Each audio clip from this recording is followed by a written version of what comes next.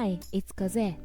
I got a comment asking to see me paint my right hand, so today I'd like to share my personal tips for doing nails with your non-dominant hand. That said, I'll show you a bit of the left hand process too. I started with OPI Nail Envy as my base coat, then applied PA shade S076. It's a refined lavender shade with ultra-fine pink shimmer. It's hard to capture just how beautiful this polish is on camera.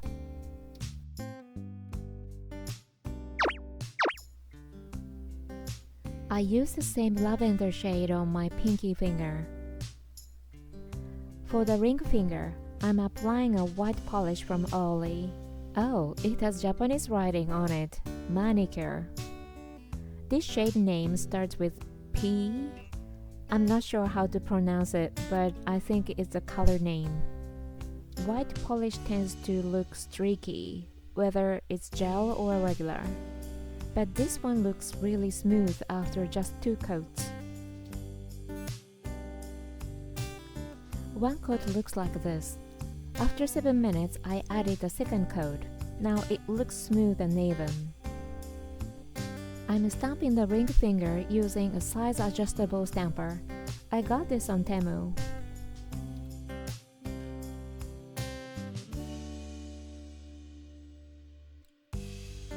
I'm using a Japanese patterned stamping plate from CanDo.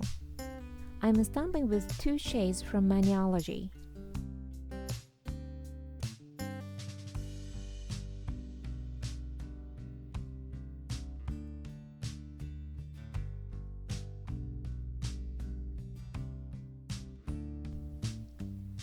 I aim for the center of the stamper when picking up the design. The design shrunk by about 15%.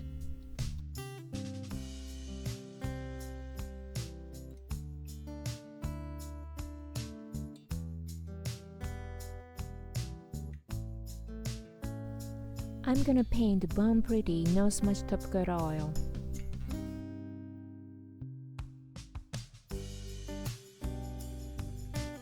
After letting it dry for about 5 minutes, I apply Paradu Gel Top Coat. Once that is fully dry, I finish with a layer of sachet vide.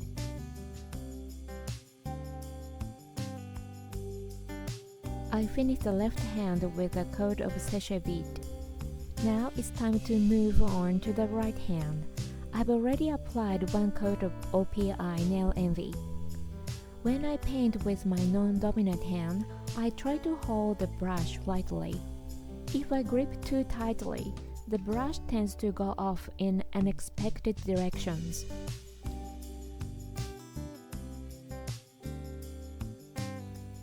I rest my left hand on the table to keep it steady. Instead of moving just my fingertips, I try to use my whole hand from the wrist up.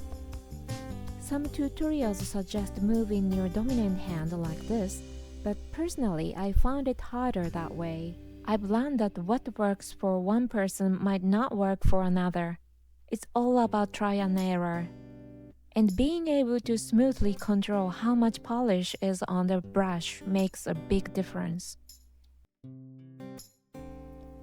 Since there's still plenty of polish in this bottle, I gently wipe off the excess at the neck before applying. I use the edge of the bottle to control how much polish stays on the brush. Just a side note, apparently, right-handed people tend to live longer than left-handed people. Most tools and machines in the world are designed for right-handed use, like scissors, computer mice, and ticket gates.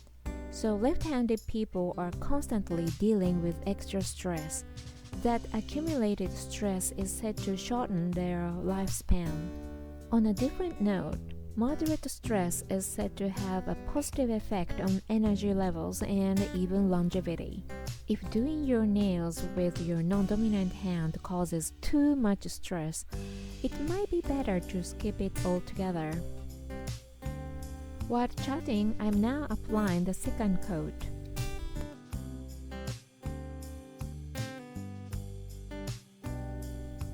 I'm skipping the second coat on my ring finger. I want it to dry quickly so I can apply nail foil. Since I'm using foil, I don't need strong color payoff, so I decided to leave it with just one layer.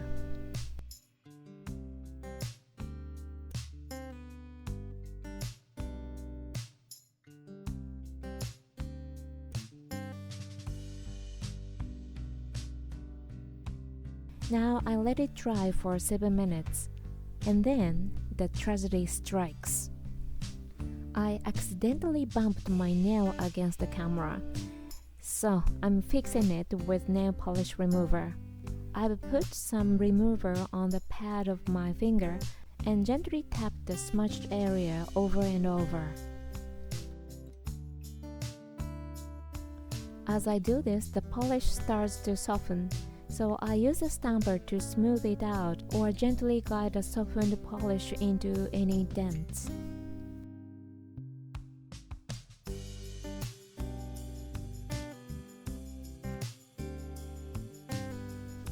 All done with the fix. Now I am applying only second dry. It speeds up drying by penetrating the layers underneath. Sounds like a dream top coat, right? But here's a catch. It makes the polish below like crazy. So the color polish underneath tends to get dragged quite a bit. But since I'm doing a solid color this time, I figured a little dragging wouldn't be a problem and decided to go ahead with second dry. I'm skipping the ring finger for now, since the art isn't finished yet.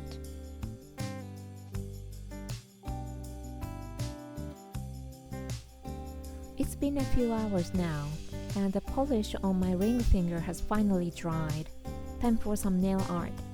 I found a foil from Shein that matches today's polish perfectly, so I'm going to apply it.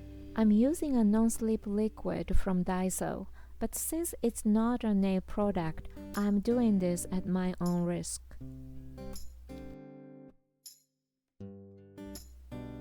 When spreading the non-slip liquid, I make sure to do it gently and take my time when I'm doing it with my left hand.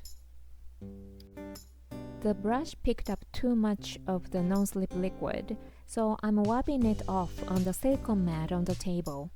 This might actually be one of those little tricks that help when working with your non-dominant hand. I don't always have time to carefully wipe the brush with a paper towel, so rubbing it on the silicone mat is much quicker and easier. I'm rubbing the nail foil with a silicone pen and my nail. As I do that, the foil starts to lift a little.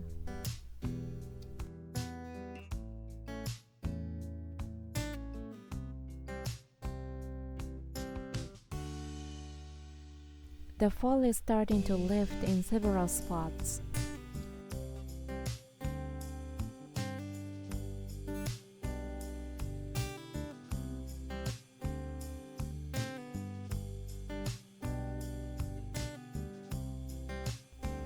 Oh, it looks nice.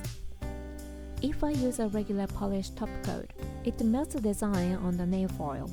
So I'm applying Bon Pretty's non-smudge top coat oil. After letting it dry for 5 minutes, I apply Paradu gel top coat. I always use 2 layers of top coat. The final layer is sèche vite.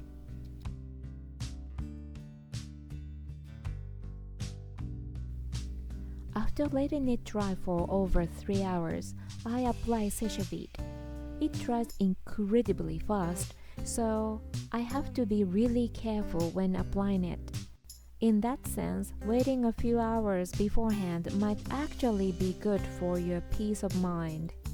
The bottle's running low, so it's getting tricky to load just the right amount onto the brush. Let's tilt the bottle.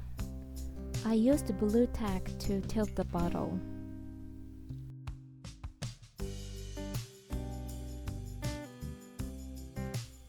Perfect. Just the right amount of sachet bead on the brush.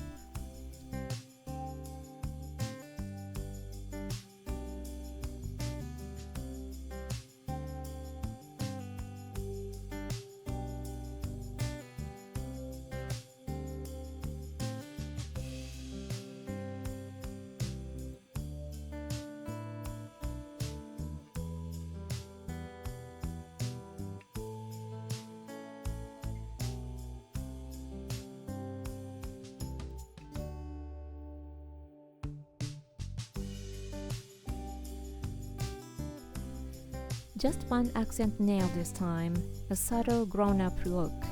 You'd never guess my middle fingernail was damaged. I'm getting pretty good at hiding these things. Looking at the ring finger, it almost gives off a subtle plaid vibe. I wish I had a clever tip for using my non-dominant hand, but the truth is, it's all about practice. The more you do it, the more natural it feels. Okay, thank you for watching. See you in the next video. Bye!